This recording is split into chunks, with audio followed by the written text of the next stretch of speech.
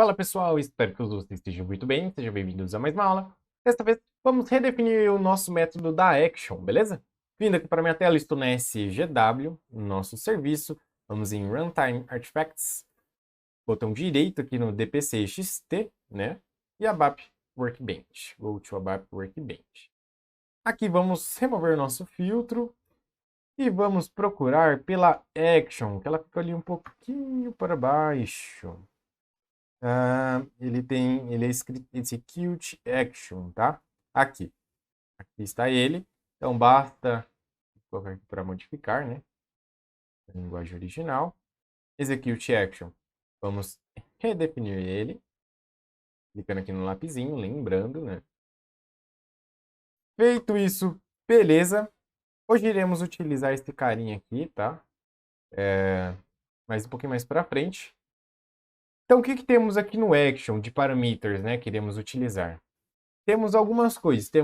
Ele importa uma ação, action name. Ele tem uma tabela de parâmetros. Ele tem um objeto aqui para leituras, né? Entre outras coisas. Parecido com o que tem lá no create, no update, tá? No read. Então, isso daqui também segue a mesma função, o objeto. E aqui tem o nosso return. Aqui ele está rdata de estrutura, tá? Ele não está mostrando aqui no data, mas ele retorna a nossa estrutura que está lá no complex, tá? Bom, primeira coisa que precisamos fazer é identificar nossa action, né? Que tipo de ação que está executando. Lembrando, a gente pode definir várias ações lá. E por isso que é importante definir bem aqui, né? Quando eu trabalho com uma ação, o que eu costumo fazer? Trabalhar com case. Eu passo o nosso if action. No nosso caso lá temos o nosso print, né? Que é a nossa action. E aí aqui a gente pode ter outros, por exemplo, outros, e que aqui embaixo está escrito others, mas o others a gente pode implementar ali em caso de algum erro, né? Então, aí que entra o nosso, esse carinha aqui, a gente pode deixar ele ali. Opa, aqui. A gente pode deixar esse mesmo cara ali, ele retorna um erro para esse carinha aqui, tá? E ele aqui, try. Aquele que deixa já no em others, tá? E aqui a gente pode definir várias ações, várias e várias ações. Pode ter 30 ações aqui dentro, tá? E não tem problema algum. Só que uma boa prática, né? Sempre executem essas ações em outro método, trabalhem com uma classe, porque senão aqui vai virar uma linguiçona e não é legal, né? Então vamos trabalhar com orientação objeto aí, vamos chamar um método bonitinho que faça toda a execução. E aqui deixa apenas o que a gente precisa visualizar. Ah, eu sei que ele vai chamar uma classe de impressão. Então entra aqui. Ah, vai chamar uma classe para execução de um ABAP, tá? E assim por diante. Então, tentem sempre deixar separados esses pontos, beleza? Chamando classes, métodos ou algo do tipo. Bom, feito isso, está pronto? Não. O que precisamos fazer aqui também? Precisamos pegar os nossos parâmetros, né? Nesse caso aqui, eu sei que ele vai retornar dois parâmetros, que é o que definimos lá. Então, ele tem o print name e tem document, né? E os nossos parâmetros, ele vem dessa it parameters, tá? Então, aqui a gente pode fazer o if line exists dentro da nossa parameter. Vamos passar lá igual ao read, ao create, ao update. A gente tem um name aqui, tá? E esse name passamos lá, por exemplo, print name. Name. Se ele existir, ele retorna um valor. Se não existir, conseguimos colocar aquela exceção, né? Aqui vamos definir duas variáveis, né? Uma lv print name, type string, e uma outra lv document, type vbelne, por exemplo, né? Foi que a gente estava só supondo o nosso cenário, beleza? Então, print name, pego ele aqui, se ele existir, Beleza, ele dá rock e traz aqui o value para a gente. Se não existir, ele cai lá no nosso raise this exception, tá?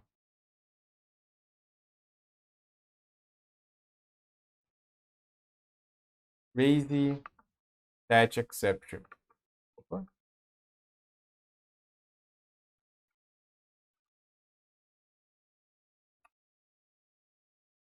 Nosso raise that exception, beleza? Feito isso, line exists, né? Senão não vai.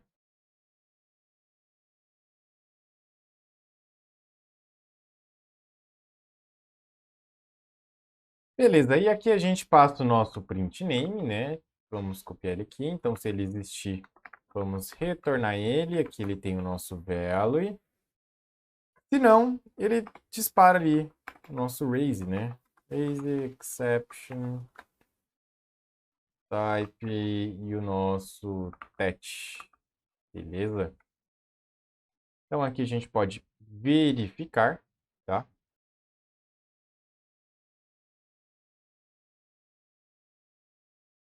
Feito isso, ele retornou algumas coisas aqui.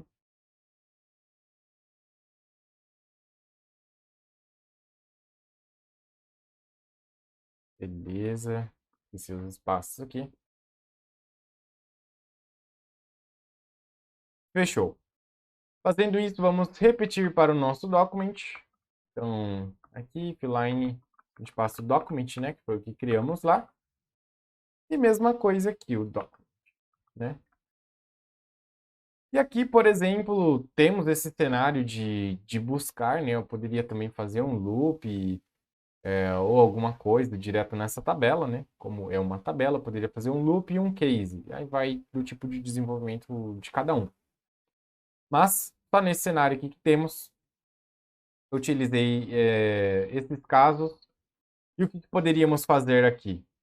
Chamar uma classe, tá? Uma classe, por exemplo, vamos supor que instanciamos um objeto lá, LO, classe, LO printer, né? No nosso caso aqui, type, ref to cl printer. Só um exemplo, tá? E aí, vocês poderiam instanciar ele aqui mesmo e já fazer a chamada nele aqui. E o ideal seria só passar para ele, executar e buscar para você. Ou chamar um próprio método, tá? Porque aí facilita, não fica, como eu mencionei, né? Aquele negócio gigante aqui, atrapalhando aí na manutenção, né? Então, basicamente é isso. Façam aí para vocês, tá? Esses pontos. Tem mais uma coisa que eu ia me esquecendo, que é o retorno, né? Por exemplo, aqui, se ele... Vamos supor que nessa classe... E como a gente definiu, na verdade, uma BAP hatch 2, né? Que é uma situação de retorno. Então, ele sempre vai retornar, lembrando da nossa cardinalidade, uma estrutura. Então, a gente poderia pegar ali, dessa classe aqui, eu sei que ela vai retornar uma estrutura. Então, a gente utiliza essa estrutura, né? E como é que a gente faz isso? Aqui no final, se ele não deu exceção, se ele não deu nada, podemos validar duas coisas. Primeiro, podemos criar uma LT return type bap hatch 2, né? Na verdade, um ls aqui. E esse return aqui a gente valida ele. Então, if is not initial. E aqui conseguimos utilizar um método que temos, tá? Então, a gente chama ele aqui. Ele se chama copy data to ref, tá? Então, a gente passa ele aqui. Aqui ele está importando uma estrutura. A gente passa o nosso, tá? E também ele aqui na saída, beleza? Feito isso, basta verificar. A gente passa a nossa estrutura aqui e pega o nosso ER-Data e passa ele aqui no CR-Data, beleza?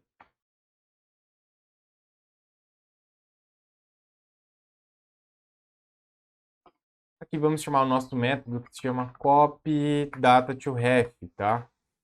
Esse copy data to ref, ele vai pegar os valores que vamos retornar, por exemplo, da nossa BAP hatch, né? Então, o ls return.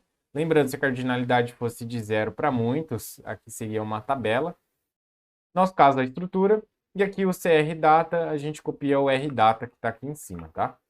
Passamos ele aqui, vamos dar uma dentada e um Ctrl F2 para verificar.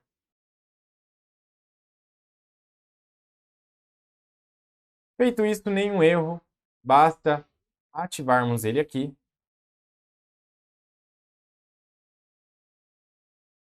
Vamos executar ativação. Beleza, ativado. E agora basta testarmos isso daqui, beleza? Bom, é isso. Espero que vocês tenham gostado. Façam aí na máquina de vocês. Se vocês quiserem, como na última aula implementamos uma função, vocês podem implementar outras para fazer outros testes aqui. Podem implementar uma classe realmente para chamar aqui de alguma coisa que vocês queiram, tá? Para facilitar o desenvolvimento de vocês. Eu faço até esse ponto e daqui vocês sabendo como é que chama, como é que vai chegar a informação, vocês sabem seguir aí com o tipo de desenvolvimento que vocês precisam, beleza? Com isso, espero que vocês tenham gostado e até a próxima aula.